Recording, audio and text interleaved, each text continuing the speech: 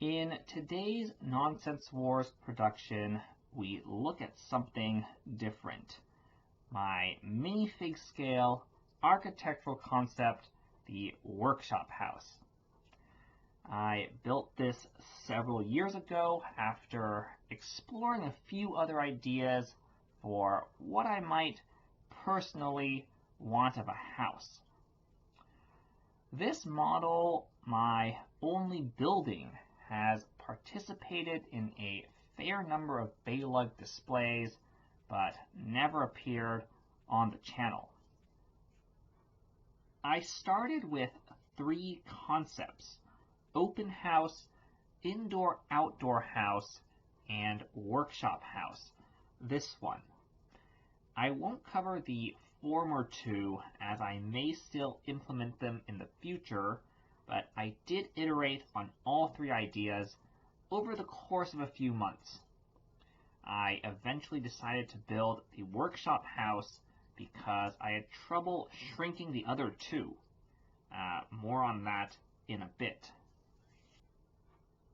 This concept is pretty simple in the end. The building has a garage/shop space on the lower floor and living space on the upper floor. Furthermore, the workshop has a heavier, older styling, while the residence has a lighter, more modern finish.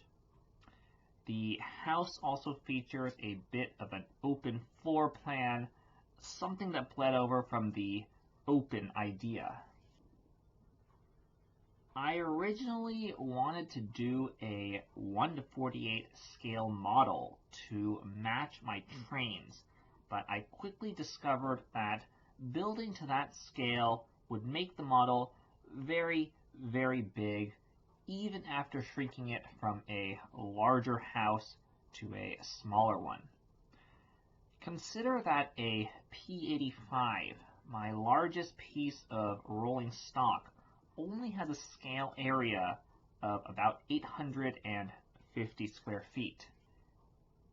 As such, I turned it into a, quote, architectural concept. It suggests a layout even though it clearly doesn't have enough things or rooms to function as an actual house.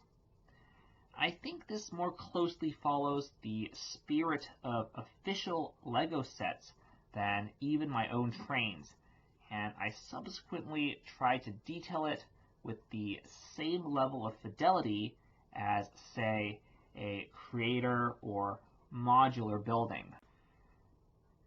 Most of the fittings and furniture, some of it poached from actual sets, accommodate minifigs, and the entire building hinges open to access the interior. To me, minifig scale refers to the style and playability of official models rather than any actual scale, since minifigs don't have the same proportions as actual people. Looking inside, the lower floor shop area has some tools, again poached from official sets. The stairs on the opposite side cover a crawl space that could hold more equipment or machinery.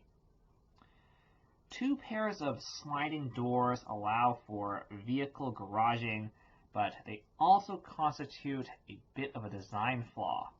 The tabs break easily if the house opens with the doors closed.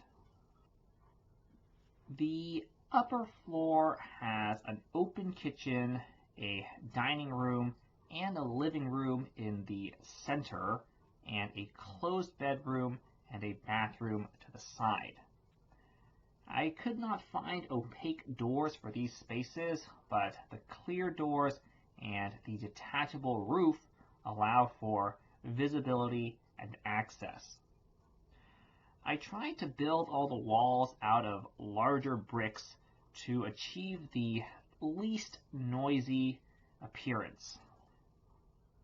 The top floor has a laundry room with roof access and its own removable roof. The main roof has a clothesline, some HVAC units, and a crane. Perhaps unrealistic, but it synergizes with the opening skylights. Well, I wanted opening skylights, but the part has proven difficult to find and it has no modern equivalent. Anyway, Lego bricks are very good for building this kind of medium fidelity prototype, even if I did the actual design in LDD. In fact, Lego even made some freeform architecture sets back in the 60s, I'll bet with far more primitive bricks.